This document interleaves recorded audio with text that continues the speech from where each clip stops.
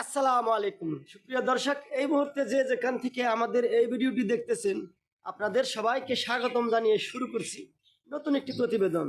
তো দর্শক, আপনারা অনেকেই প্রশ্ন করে থাকেন যে বকনা লালন পালনে কত খরচ হয়, কত টাকায় কিনি, কত টাকা লাভ হয়।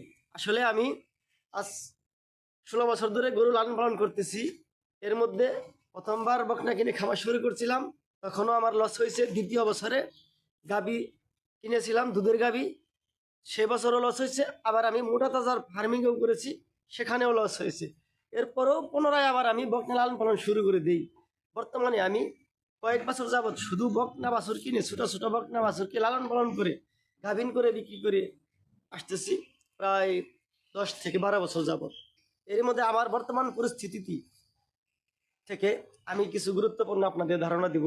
যেমন আমি বকনা বাছুরগুলো কিনে থাকি মূলত উন্নত জাত মানে, আর আমার বেশিরভাগ বকনায় থাকে হলিস্টিয়ান ফ্রিজিয়ান জাতে। তাই বকনা কেনার সময় অতি সতর্কতার সঙ্গে কাজটি করতে হয়, কারণ বকনা লালন পালনে শুধুমাত্র একটাই চ্যালেঞ্জ, সেটি হচ্ছে বকনা ক্রয়। আপনি যদি বকনা ক্রয় করতে গিয়ে ভুল করেন, আপনি ওই ভুলের মাসুল 2-3 বছর টানতে হবে। আর যদি আপনি সচেতনভাবে, সূক্ষ্মভাবে সঠিক বকনাটি কিনে আনতে পারেন, তাহলে অতি দ্রুত আপনার বকনাটি গাভীন হবে, অতি দ্রুত একটি মূল্যবান গাভী তৈরি হবে। আর একটি মূল্যবান গাভী তৈরি হলেই কিন্তু আপনি বকনা লালন পালন থেকে লাভ হবার একটি সম্ভাবনা দেখতে পাবেন।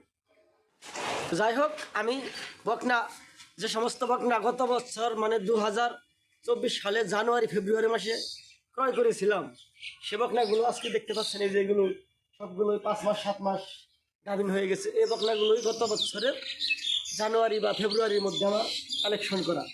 আজ এগুলো কোনোটা 8 মাস, কোনোটা 7 মাস বা 5 মাস এরকম গাভিন অবস্থায় রয়েছে। তাহলে এই যে বকনাগুলো, প্রত্যেকটি বকনা কিন্তু আমার কিনা ছিল লাখের উপরে। কারণ 11-12 মাস প্লাস বয়সী বকনা কিনে থাকি, বেশি ছোট বকনা আমি কিনি না। কারণ এই ভালো জাত মানের একটি বকনা যদি 11-12 মাস প্লাস বয়সী কিনতে যান, তাহলে কিন্তু লাখের নিচে কোথাও পাওয়া যাবে না। আবার দেখা যাচ্ছে এই সমতুল্য বকনায় কিন্তু ওই হাটে বাজারে বা বিভিন্ন ব্যাপারী বাড়িতে 60 থেকে 65 হাজারের মধ্যে আপনাকে দিয়ে দিবে। সেগুলো কিন্তু কখনোই আপনি ভালো মানের গাভী তৈরি করতে পারবেনই না। আর ওই বকনাগুলো কিনেই কিন্তু আমাদের দেশে বকনার খামারিরা প্রথম বছরেই লোকসানে পড়ে যাচ্ছে এবং খামার নিয়ে কাজ করার মন মানসিকতায় হারিয়ে ফেলতেছে। ওই হাটে কম দামা বকনাগুলো কিনে এনে এমনকি যাতে মানে কেনার সময় ভুল করে। তো আসলে আমার প্রত্যেকটি বকনা লাখের উপরে কিনা থাকে এবং খাদ্য খরচ হয়ে থাকে এভারেজ 6,000 টাকা। মানে প্রথম যখন কিনে আনি তখন বকনাগুলো একটু ছোট পরিসরে থাকে, খাবার একটু কম লাগে। আবার এখন বেশ বড় সড়ো হয়ে গেছে, গাভিন হয়েছে, এখন এর পেটে আরেকটা বাছুর বড় হচ্ছে এবং এই গরুটিও বড় হচ্ছে।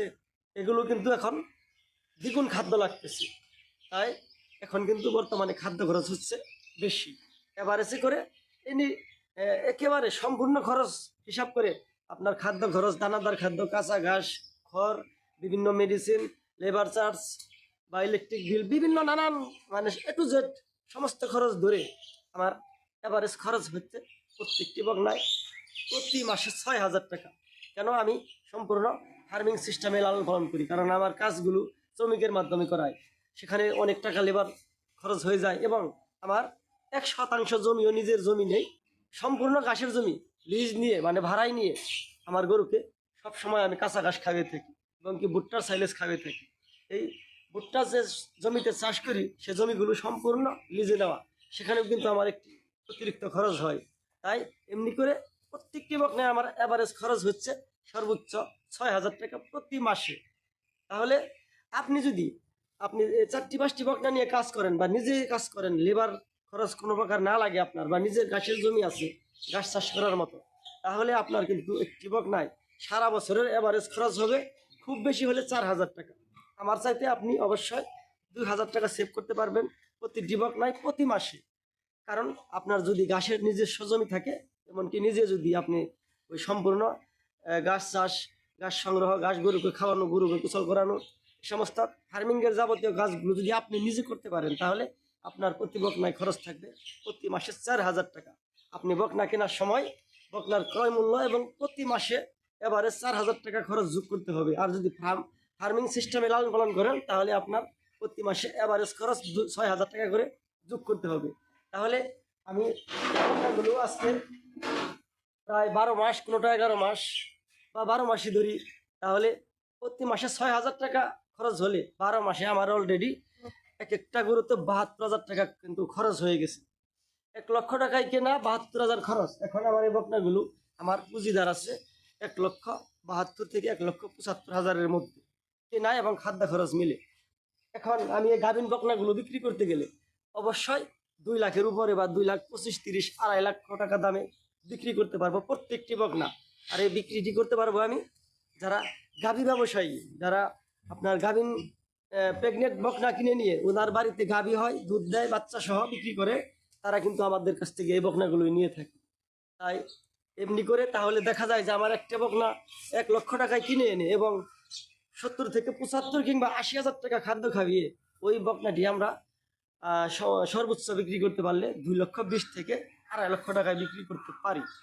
তো এই হচ্ছে বকনা লালন পালনের লাভ লসের হিসাব। তবে আপনি আমার যদি এই বকনা, যে বকনা আমি গাভিন করতে না পারবো, তাহলে কেনা এবং খাদ্য মিলে যে বকনাটি আজকে 1,72,000 বা 75,000 পড়ে গেছে, এই বকনাটি যদি গাভিন করতে না পারতাম তাহলে কিন্তু এটি কসার কাছে বিক্রি করতে গেলে একটি বকনা বিক্রি করা যাবে মাত্র 1 লক্ষ টাকা কিংবা 5-10 হাজার বেশি হয়তো বা হতে পারে।